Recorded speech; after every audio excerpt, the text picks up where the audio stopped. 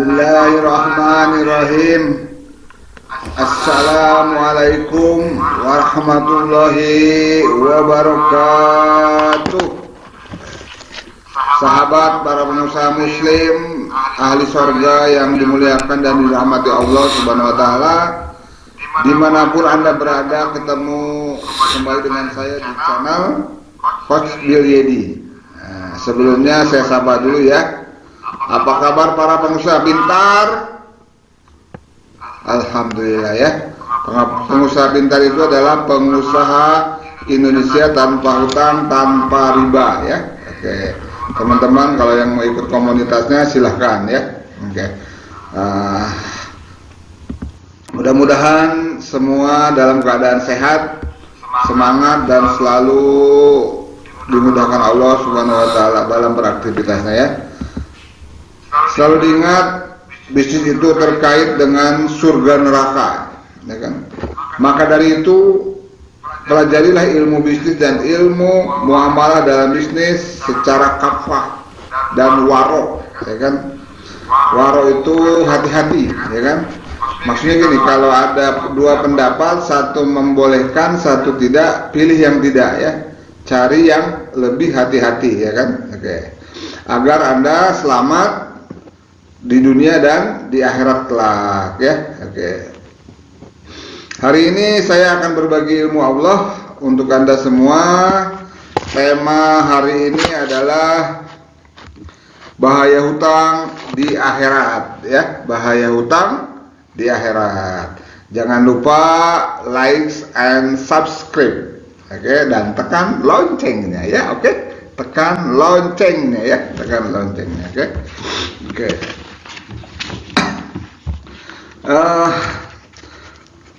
Mudah-mudahan hari ini setelah teman-teman mendapat materi ini bisa terbuka hatinya dan pikirannya, bisa lebih paham apa itu hutang dan cara penggunaannya ya, Oke. Pada zaman Rasulullah SAW, hutang bukanlah sebagai komoditas konsumtif, ya kan? Bukan komoditas yang sekunder, bukan ya. Pada saat itu hutang itu hanya diperlukan kalau kebutuhan primer, terutama nggak bisa makan, nah itu masih diperbolehkan, ya kan? Seperti itu ya. Itu zaman pada Rasulullah ya. Tapi kebalikannya sekarang lain. Kebalikannya sekarang hutang adalah suatu konsumtif ya, untuk kebutuhan sehari-hari, untuk keperluan sehari-hari primer baik maupun sekunder. Nah ini yang bermasalah ya, terutama pada pengusaha ya. Hampir semuanya mau mulai bisnis harus hutang, mau mengembangkan bisnis harus hutang ya. Nah ini kesalahan fatal dari para pengusaha ya, karena kita nggak pernah dicontohkan sama Rasul dan sahabat ya. Contoh yang paling sangat fenomenal adalah Abdurrahman bin Auf, ya kan? Abdurrahman orang-orang sangat fenomenal, sahabat yang paling fenomenal ya. Kenapa fenomenal? Terutama dari bisnis yang digeluti sangat berkembang dengan pesat lah, sehingga hartanya sangat berlimpah ya. Oke. Abdurrahman bin Auf dari Mekah ke Madinah itu waktu hijrah tidak membawa harta sepeser pun ya. Pas waktu sampai Madinah, dari Mekah ke Madinah, sampai di Madinah, beliau ditawarin harta sama sahabat yang paling kaya di kaum Ansor, itu hampir setengahnya mau diberikan, tapi beliau tidak menerimanya, ya kan? Bahkan bukan hanya harta yang diberikan sahabat Ansor tersebut, tapi sampaikan ke istri pun mau diberikan sama sahabat Ansor tersebut. Tapi beliau hanya bilang tunjukkan pasar, gitu, seperti itu ya. Apa yang dilakukan Abdurrahman bin Auf di pasar adalah beliau bermuamalah dengan orang-orang yang di pasar. Jadi pas waktu seseorang teman-teman mau bisnis, yang dilakukan adalah bukan cari modal, tapi memberdayakan, mengoptimalkan tenaga, pikiran dan skillnya ya, tenaga, pikiran dan skill itu dioptimalkan dulu ya. Sekarang bisnis itu bertahap, tidak langsung berat. Pengen usaha laundry langsung ada laundry, pengen usaha mie ayam pengen usaha ayam, pengen usaha fried chicken langsung fried chicken. Nah itu tidak boleh ya. Nah itu tidak diajarkan sama Rasul dan sahabat-sahabatnya. Makanya dari itu bisa dimulai dengan kalau kita punya tenaga dulu, kalau kita punya skill dulu, kalau kita punya modal dulu, pakai skill orang kan bisa juga. Apapun sebetulnya bisa, tapi bertahap. Bisnis itu bertahap, tidak ada yang langsung jadi lah, seperti itu ya. Oke. Jadi hutang itu sebagai seorang muslim harusnya bukan jadi komoditas ya, komoditas. Ini karena sangat bahaya nanti di akhiratnya ya. Oke. Dulu pernah saya pernah dengar teman-teman mungkin bahwa ada kata-kata apakah hutang itu mulia, ya kan? Dulu ada pernah seminar bahwa hutang itu adalah mulia ya kan? Kenapa mereka bilang mulia? Karena apa? Yang membuat dia punya rumah adalah hutang, yang membuat dia punya kendaraan itu hutang, yang membuat dia punya aset-aset banyak adalah hutang. Nah ini yang dipropagandakan dulu sama seorang motivator keren ya, yang mudah-mudahan sekarang sepertinya sudah tobat ya. Nah ini sangat-sangat bahaya ya. Oke. Itu mulia katanya, hutang itu dulu tuh mulia gitu kan. Kita lihat kalau emang mulia, kita lihat coba ya, seperti itu ya. Betulkah hutang memudahkan hidup kita? Mau motor tinggal leasing, mau KPR tinggal neo rumah tinggal KPR ya, seperti itu ya. Sangat mudah. Apakah emang betul seperti itu? Kita lihat ya nanti faktanya ya, pas apa sih hutang, faktanya seperti itu ya. Faktanya berhutang ya kan. Faktanya orang berhutang. Yang pertama, pusing mikirin tagihan. Betul nggak? Ya? Hampir setiap hari bikin tagihan aja, nggak enak gitu, ketemu orangnya nggak enak ya kan, mikirin tagihan. Siang malam gelisah ya, siang malam gelisah, hilang fokus. Udah gelisah, hilang fokus, puyeng banget ya. Akhirnya apa? Galau, ya. Bahkan bisa condong ke stres ya kan, langsung stres. Malah kadang-kadang ada yang frustasi ya, sampai bunuh diri malah kan, seperti itu ya. Sampai bunuh diri ya, sampai ada yang gelap mata, jadi maling, jadi macam-macam lah, segala macam lah, seperti itu ya. Nah ini fakta orang-orang berhutang. Betul nggak faktanya seperti ini? Nah, teman-teman bisa rasakan sendiri ya, ya, dan menghalalkan segala cara, apa aja dilakukan, yang penting mau halal mau haram, yang penting dapat uang untuk bayar hutang. Nah ini yang kita takutkan lah ke arah sana ya. Oke, kita lihat fakta lain ya. Kita fakta lain ya. Merusak hangatnya persaudaraan. Akhirnya sama saudara, sama ade, sama kakak, sama paman, akhirnya rusak persaudaraannya karena hutang, ya kan? Munculnya saling curiga, dengan saudara, dengan kakak, dengan ade, akhirnya saling curiga ya, Malah kadang-kadang putusnya silaturahmi. Nah ini yang bahayanya ya. Ini yang sangat bahaya. Pas waktu putus silaturahmi, nah, udah pasti ahli neraka ya, seperti itu. Kan tabiat hutang itu adalah dusta, kemana-mana bohong, sini bohong. Pokoknya yang penting dapat uang lah, seperti itu ya. Dapat uang dan menghindari tagihan ya, tagihan. Nah penyakit hutang itu adalah selain dusta adalah kecanduan mencari hutang baru. Pas waktu kita dapat hutang baru, besok hutang baru. Sekali zona mudah, ngutang lagi. Jadi udah hilang rasa malunya akhirnya. Nah ini yang harus hindari seperti itu. Dan dekat dengan syirik. Nah ini teman-teman semua, ini fakta ya. Saya dulu waktu pernah menjalani uka-uka ya, itu di mana-mana tuh orang yang terjerat hutang tuh apapun dilakukan. Kasarnya bersekutu dengan jin untuk untuk nikah dengan jin, untuk untuk badalin anak, istri, apapun itu dilakukan, semuanya itu dilakukan. Nah, itu semua dilakukan ya.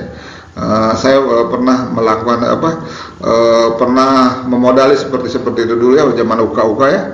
Kita modalin, ngeri, alhamdulillah nggak ada yang terjadi ya. Ternyata itu semua bohong atau bohong. Tapi niatnya orang seperti itu banyak banget di daerah-daerah itu ya. Karena lingkungannya lingkungan hal-hal seperti itu ya. Ini yang sangat bahaya ya. Dekat dengan syirik ya, dengan syirik. Ya, mudah-mudahan kita semua tidak termasuk orang-orang yang penghutang ya. Ya, kalaupun misalkan ada ya kita bayar aja lah ya, segera ya. Jangan sampai ditunda-tunda ya.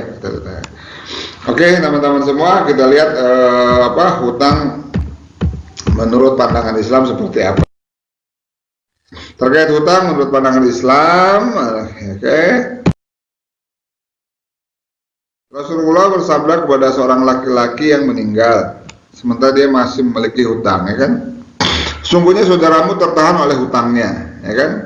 Jadi seseorang yang berhutang nanti di akhirat itu tertahan sama Allah, ditahan di suatu tempat ya, dia tertahan. Jadi nanti ngambang yang seperti itu, intinya tertahan ya, nanti di akhiratnya tertahan. Jika seorang mukmin tergadai kepada hutangnya hingga dibayarkannya, jadi jiwa seorang muslim di akhirat itu tergadai kepada kepada orang yang memberi hutang, sehingga ia dibayarkannya. Terus di akhirat gimana bayarnya, kan ya? Kan nggak bisa kalau bingung cara bayarnya seperti apa. Kita lihat hadis berikutnya. Barang siapa yang mati dalam keadaan masih memiliki hutang 1 dinar atau 1 dirham, maka hutang tersebut akan dilunasi dengan kebaikannya. Karena di hari kiamat nanti tidak ada lagi dinar dan dirham.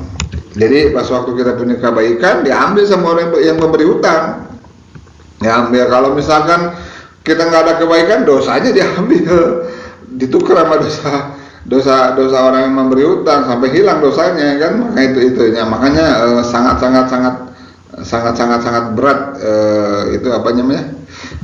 di akhirat itu ya, sampai orang itu nanti kebaikannya diambil, ditukar dengan hutangnya yang waktu di dunia seperti itu ya. Makanya jangan sampai kita hutang itu ada termasuk dosa terbesar, ya kan? Nah, ini dari hadis Abu Daud, Rasulullah bersabda, sesungguhnya dosa terbesar di sisi Allah yang akan dibawa seorang hambamu bertemu dengannya setelah dosa-dosa besar yang telah Allah larang adalah seseorang meninggal dalam keadaan menanggung hutang yang tidak mampu dilunasi. Jadi ternyata hutang itu adalah dosa besar ya, malah dosa terbesar kata Allah ya, dosa terbesar. Makanya kita harus menjaga hidup dari hutang ya, karena kata Allah hutang itu adalah dosa terbesar di sisi Allah.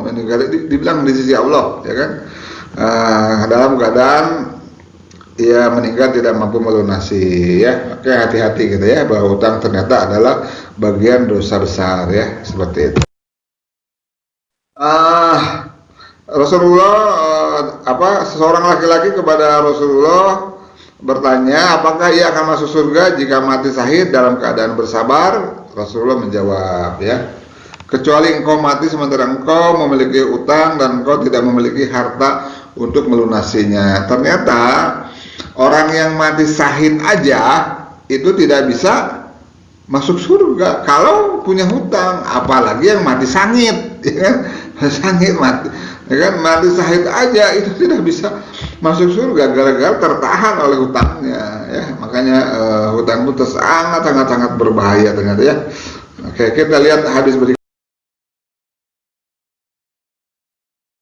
Allah bersabda, semua dosa yang mati syahid akan diampuni kecuali hutang. Ya Allah, ternyata hutang itu sangat berbahaya ya.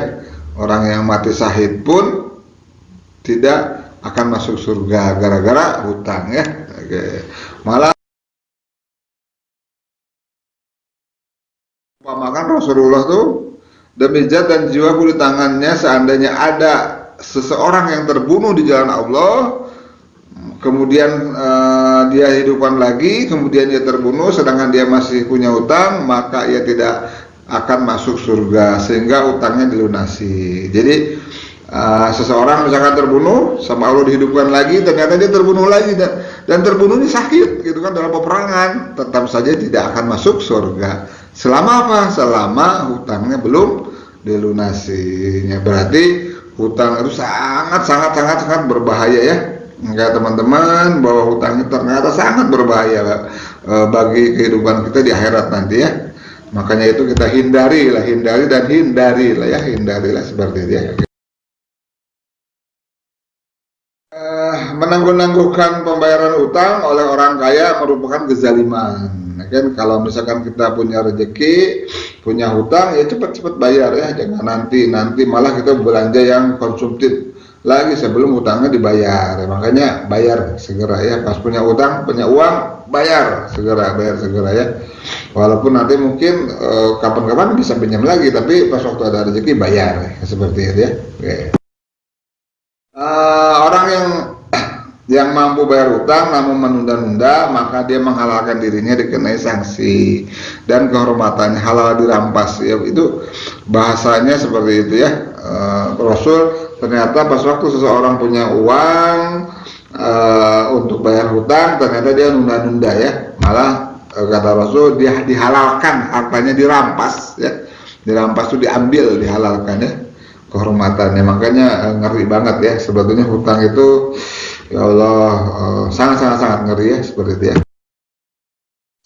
Dari hadis Bukhari dan Ahmad, Salamah bin Al-Akhwa meriwayatkan bahwa telah dihadirkan kepada Nabi SAW satu jenazah. Beliau bertanya, apakah ia mempunyai hutang? Mereka berkata, tidak. Maka Nabi menyolatkannya, ya kan? Kemudian dihadirkan kembali satu jenazah lain. Dan Nabi bertanya kembali, apakah ia mempunyai hutang? Mereka menjawab, ya. Nabi bersabda, salatilah saudaramu ini. Berkata Abu Qatadah, ya Rasulullah, biarlah hutangnya menjadi tanggunganku. Maka Nabi SAW menyolatinya. Ternyata Rasul aja tidak mau menyolati orang-orang yang punya hutang. Ya, berarti kalau Rasul tidak mau menyolati yang punya hutang, ada mulia-mulianya enggak? Ya. Berarti tidak ada mulia-mulianya kita tuh sebetulnya. Pas waktu kita punya hutang, cepat segala ditulis satu persatu ya, supaya apa? Supaya supaya terbebas nanti kita di akhirat ya. Karena Rasul aja tidak mau menyolati gara-gara punya hutang. Rasulullah bersabda dari hadis Ibnu Majah, siapa saja yang berhutang lalu berniat tidak mau melunasinya, maka dia akan bertemu Allah pada hari kiamat dalam status apa? Sebagai pencuri ya. Kebayang nggak pas waktu kita sebagai pencuri di akhirat, gara-gara kita tidak mau melunasi hutang, kita di akhirat sebagai pencuri. Kadang-kadang di dunia aja kita sebagai kalau ada pencuri ayam, pencuri apapun yang kegep sama masyarakat itu bonyok banget ya, digebukin sama massa sampai bonyok ya. Gimana kalau di akhirat ya? Itu lipatannya ratusan kali lipat itu kan pembalasan dari Allah itu seperti itu ya. Makanya saya nggak kebayang kalau di akhirat nanti mungkin bisa bukannya bonyok lagi, hancur lebur, tapi nyawanya masih dihidupkan. Itu kan sakitnya seperti apa, kita nggak kebayang ya. Di dunia aja kadang-kadang sakitnya udzubillah ya kalau digebukin itu ya. Oke. Kalau orang yang yang sudah merasakan seperti itu ya. Maka dari itu kalau kita punya utang, yuk kita deteksi, kita cari, kita tracking, kita tulis.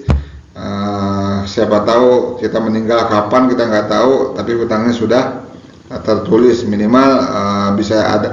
Kalau kita nggak bayar, ada yang membayarkan ya. Tapi kita minta sama Allah supaya dibayarkan di dunia ya, supaya biar di akhirat nggak ada yang ngambil kebaikan kita ya. Kayak seperti itu ya.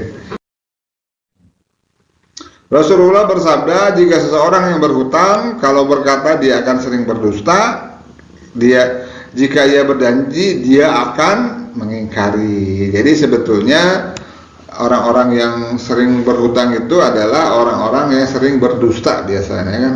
Sudah berdusta dia ingkar janji, ya kan. Nah, orang-orang yang seperti itu yang ngeri banget ya, gimana hidupnya ya, sama orang aja mungkin nggak bakal percaya, apalagi sama Allah ya, apalagi sama Allah ya. Makanya kita hindarilah hutang supaya hidup kita tidak bermasalah ya, tidak bermasalah dengan orang ya. Oke. Dari Umar bin Abdul Aziz memberi pesan kepada kita, ya kan? Aku wasiatkan kepada kalian agar tidak berhutang meskipun kalian merasakan kesulitan, karena sesungguhnya hutang adalah kehinaan di siang hari dan kesengsaraan di malam hari. Jadi sebetulnya pas waktu kita punya hutang, sebenarnya kita harus merasakan kehinaan di siang hari. Kenapa di kehinaan di siang hari? Ditagih sana kemari, ya kan ya? Ada yang lagi ditanya lagi, tagih lagi. Kesengsaraan di malam hari apa? Gelisah di malam harinya, gelisah gitu kan, nggak enak gitu. Jadi hutang itu adalah kehinaan di siang hari, kesengsaraan di malam hari. Makanya dari itu hiduplah sederhana walaupun merasakan kesulitannya, hiduplah dengan sederhana ya, agar agar terbebas dari siksa akhirat ya. Karena akhirat akan lebih berat siksanya, ya kan, seperti itu ya. Makanya kita hidup sederhana, tidak hedonis, jauhkan kesenangan, jauhkan membangga-bangga. Nanti karena kalau berbangga-bangga itu nanti dekatnya sombong ya. Maka dari itu hiduplah sederhana. Kalau bisa turunin levelnya. Kalau kita bisa misalkan mampu punya motor Vario, ya belinya Beat lah. Kalau kita mampu motornya misalkan NMAX, ya turunin lah jadi Vario, atau lebih turun lagi jadi Beat. Itu keren banget itu ya, keren banget seperti itu ya. Makanya dari itu hiduplah sederhana, biar kita tidak terlilit dalam hutang. Oke?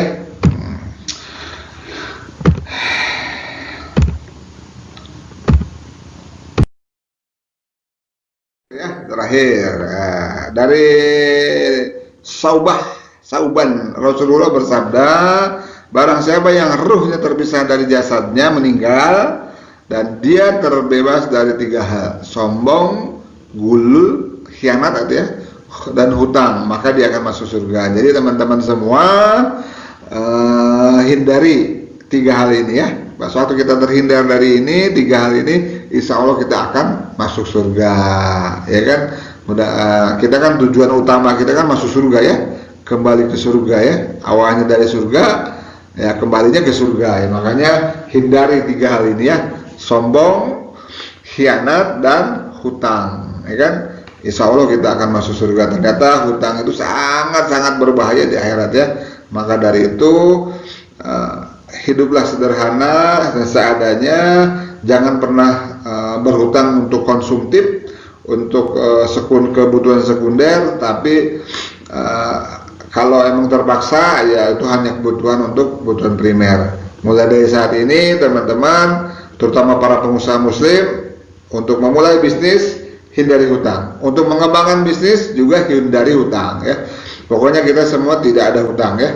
Insya Allah bisa berkembang kok, Insya Allah bisa berkembang, karena yang mengembangkan itu Allah, bukan kita ya. Kita hanya berusaha sekuat mungkin, tapi Allah yang mengembangkannya. Kita asal berusaha sekuat mungkin, nanti Allah akan memberi jalan kepada yang terbaik di sisi Allah nantinya ya. Maka dari itu itulah sekilas materi tentang hutang hari ini. Semoga teman-teman para pengusaha muslim semakin berkembang dan bertumbuh bisnisnya, dan serta selalu naik kelas ya. Kalau ilmu ini bermanfaat untuk Anda semua, jangan lupa ya, like and subscribe, dan tekan juga loncengnya, oke? Agar sharing ini diberkahi Allah Subhanahu wa taala, kita tutup pertemuan ini dengan membaca hamdalah, istighfar, dan doa kifaratul majlis. Alhamdulillahirabbil alamin. Astagfirullahaladzim. Subhanaka Allahumma wa bihamdika asyhadu an la ilaha illa anta astaghfiruka wa atubu ilaik. Terima kasih teman-teman semua. Wassalamualaikum warahmatullahi wabarakatuh.